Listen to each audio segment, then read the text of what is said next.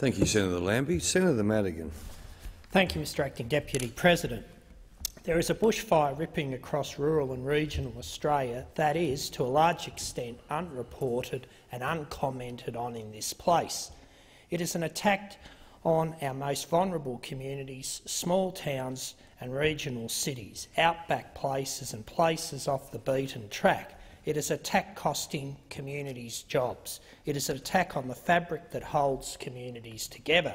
And so far, this has gone almost uncommented on in this place. Mr Acting Deputy President, government decisions have far-reaching consequences. These may not be apparent at the time. We've heard much this week about the ABC staff cuts.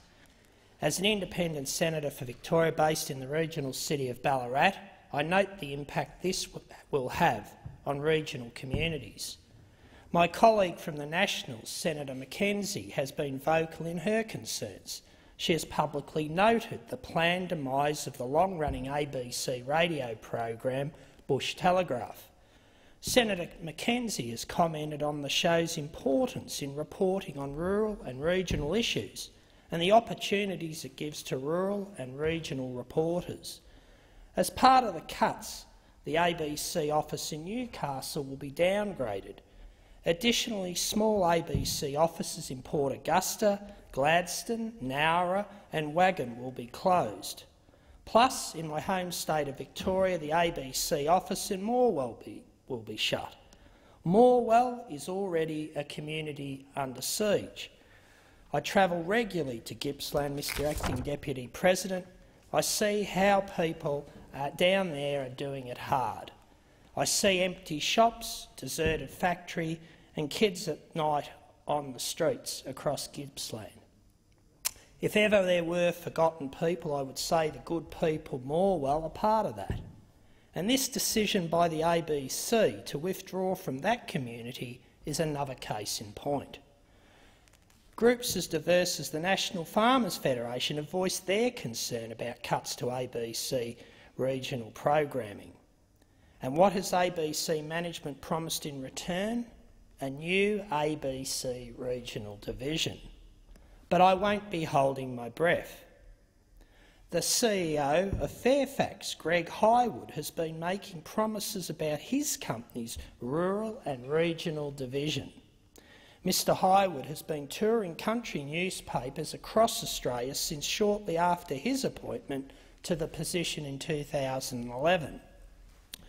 He has been telling country Fairfax employees that the company needed to reorganise. But don't worry, he said, Fairfax would continue to invest in quality journalism. So tonight, Mr Acting Deputy President, I wish to draw to the attention of the Senate the slash and burn approach of another media company apart from the ABC. I want to put on the record the devastation being caused across regional and rural communities as Fairfax starves to death its newspapers and staff in its rural and regional division.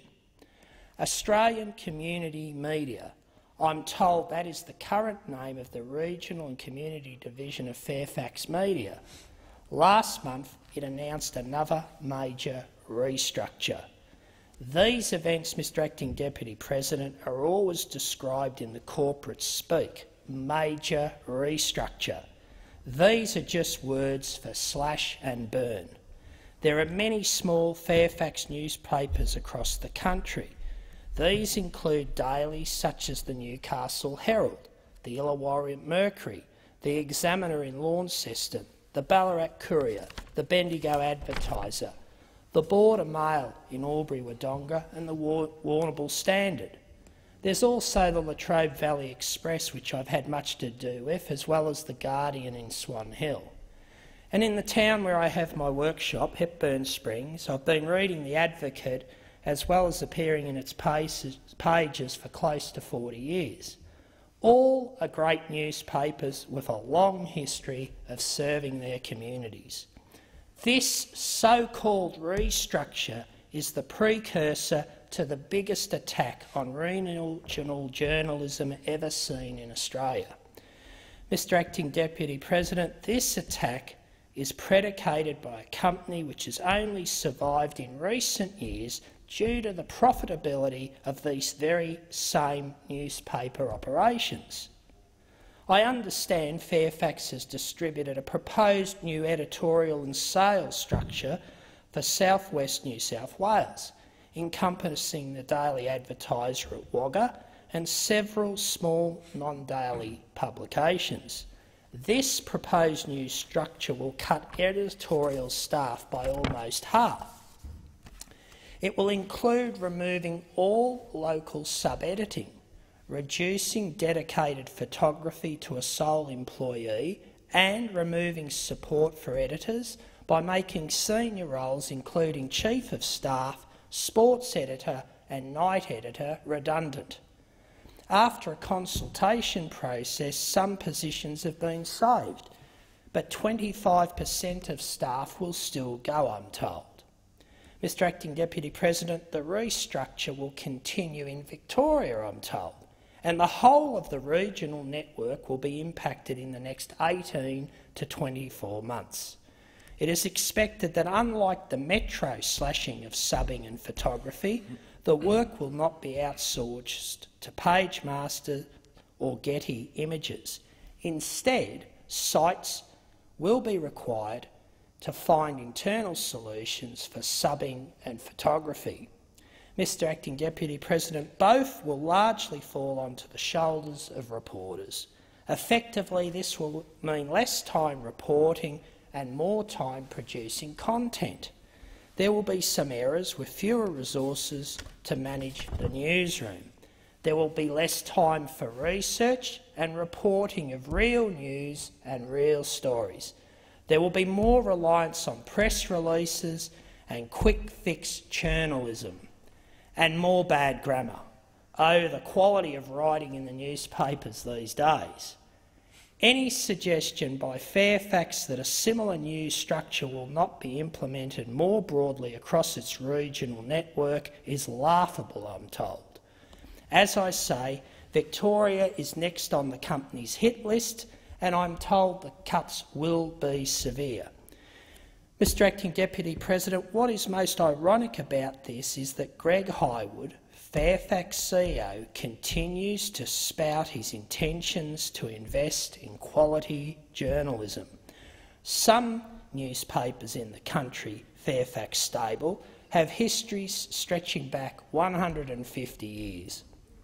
All of these newspapers have successfully adapted to the challenges of the digital age by expanding online audiences and revenues.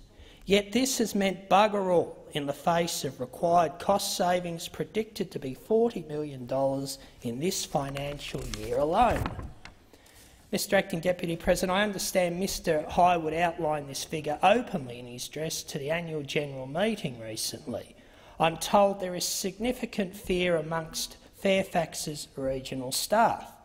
Mr Acting Deputy President, the quality of our press, the quality of our journalism, the ability of our reporters and our photographers to operate without fear or favour and to be adequately resourced is a cornerstone of our democracy.